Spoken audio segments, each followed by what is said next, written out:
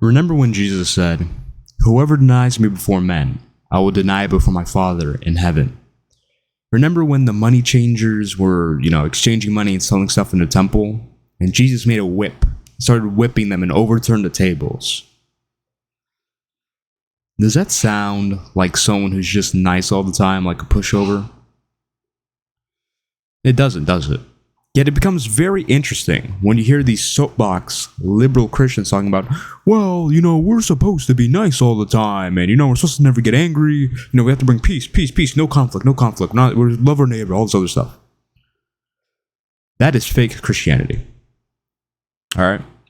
I'm going to tell you the truth about, Christian men, being nice and all this stuff, because this needs to change. Truthfully, this is one of the biggest kneecaps. Now, we're just getting kneecapped 24/7 by all these soapbox liberal Christians. And you know what? Most of them have good intentions. But as I said in my video about society failing Christian men, what they do is really use this as a veil. Okay? Like, this is them. All right, they're lazy. They don't really want to get things done. And truthfully, even if they don't say it explicitly, that's truthfully how they are. They're scared. They have low testosterone, all this other stuff. Terrible hormonal profile. They live terrible lifestyles. They're like this. That's them. Instead of letting you see that, they go, put a veil and like, well, Jesus was a pacifist, Jesus brought peace, Jesus was nice, so I do the same. But it's really an excuse, because if you read the Bible, and the truth is, a lot of these liberal hippie Christians don't read the Bible. If you read the Bible, it's very clear. Jesus said himself, I have not come to bring peace, but to bring a sword. Turn mother against son, turn father against son, etc. That's what Jesus said. He said himself he didn't come to bring peace. He came to bring a sword. So when these people say Christians are supposed to be nice, nice, like a soy boy, you got to correct them. And don't do it like a prick, but you got to correct them. No, Christians aren't supposed to be nice. They're supposed to do the right thing. So, that this doesn't mean you should be a prick. This doesn't mean you should be impolite. This doesn't mean you shouldn't be rude. I'm very polite. All right? But I tell the truth. I tell it like how it is. You have to do the right thing. And that's what Jesus did. And a lot of these people, they do, truthfully, I know this is not nice, but I have to tell the truth, okay? A lot of these people are dumb. A lot of these people can't see past the surface level. Because they're like, well, Jesus was, he was crucified. He didn't fight back. He didn't fight back. So, we should be pushovers because Jesus was a pushover. In some sense. That's basically what they're saying. They don't say explicitly that, but that's basically what they're saying. First of all, I don't think you should be calling Jesus a pushover, essentially. But second of all, Jesus wasn't a pushover. Because if you look past the surface level, it's because Jesus needed to have that happen to him. Because again, this is completely debunked when you realize he made whipped people. It said he himself is not here to bring peace, but a sword. What is a sword? The sword is truth. The sword is goodness. Goodness is truth. The truth is good. The truth is, Jesus needed to have that happen to him to fulfill the prophecies as, for example, prophesied by Isaiah, a lamb led to slaughter. Didn't open his mouth. Pierced for our iniquities. Looked at him in no majesty. Jesus needed to fulfill those prophecies. He needed to suffer. And you know what? Remember when Simon Peter told Jesus, I'm going to protect you, I'm going to do this other stuff. And Jesus rebuked him. Said, you're thinking about the thoughts of man as opposed to the thoughts of God. Something like that. Jesus needed to have that happen to him. That was the right thing to do.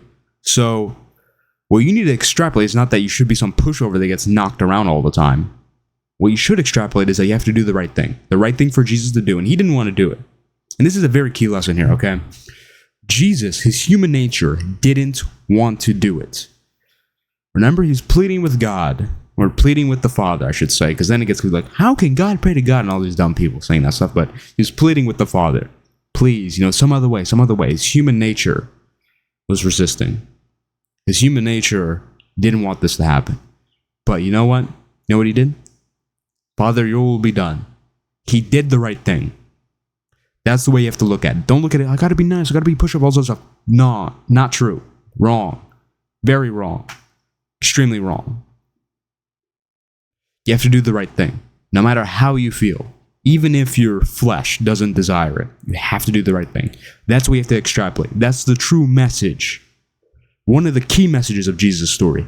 Not being nice. Oh, I'm nice. Do the right thing. So when you're with a waitress, say hi, thank you. Be extremely polite. Be polite. Don't be rude. But if someone comes up to you, or if someone says something wrong, or something wrong is happening, you have to stand up and do the right thing. Don't be one, because then, the liberal Christians, the nice Christians, they're not going to do that. They're like, well, we're not supposed to bring conflict. Have you ever read the Bible? Have you ever read Jesus' story? Jesus' story was literally founded on conflict, and this is a key point here. Think about what happened with Jesus. Why did he get crucified? Well, for blasphemy. He literally had almost the entire group of the Sanhedrin, almost all the Pharisees. He had all of these Jewish people against him. He turned them against him. Why did he turn them against him? Because he was doing the right thing. He was telling the truth. Was he like, well, I'm not going to tell the truth. I'm not going to, say that I'm the son of God because, that's going to create conflict. And conflict is bad. We're not supposed to bring conflict. You bring conflict when it's the right thing to do. It's much like, getting violent. In general, you shouldn't be violent. But when it's the right thing to do, you do it. And a lot of other people, all these same people are like, well, Jesus said, whoever lives by the sword will die by the sword when Simon Peter cut off the Roman guard's ear. Or whoever was capturing Jesus, he cut off the ear, right?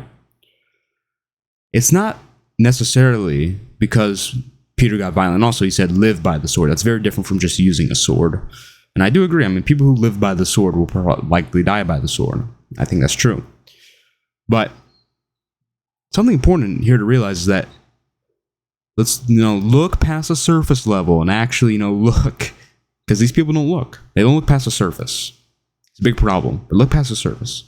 Jesus needed to have these things happen to him. Remember what Jesus told Peter earlier? I said this in this video. You're thinking about the thoughts of man rather than God. Jesus needed to have this stuff happen to him. That's why it was wrong for Peter to do what he did. Under other circumstances, like say it was his daughter and some dude who's trying to do unspeakable things to her, that would be the right thing to do. You have to look past the surface level. Because if you look at the surface level, you can get all these dumb ideas like, well, Christians are supposed to be peaceful and we're supposed to be pushovers and all the other stuff. Not true. And also, that's when you cherry pick verses, because if you look at other verses, come to bring peace, not a sword. Make a whip and start whipping people. Flip over those tables. Does that sound like peaceful, nice, soy jack stuff? It's not. Because it's not the right thing to do. Jesus did what's right, and that's what we have to take from Jesus. One of the things we have to take from Jesus. Do the right thing, no matter how you feel. So it's stoicism. In a sense. No matter how you feel. No matter how much you want to plead with the Father. No, I'd let there be some other way. You have to do the right thing. Father, it will be done. Now, this is all part of a bigger movement. Because this needs to change. Okay, this needs to change quick, too. Because things are, just tumbling. It's like a snowball. It's just getting bigger, bigger, and bigger. Moving like that. It needs to change. That's part of the movement here. Build back Christian men. It's a key tenet of the movement.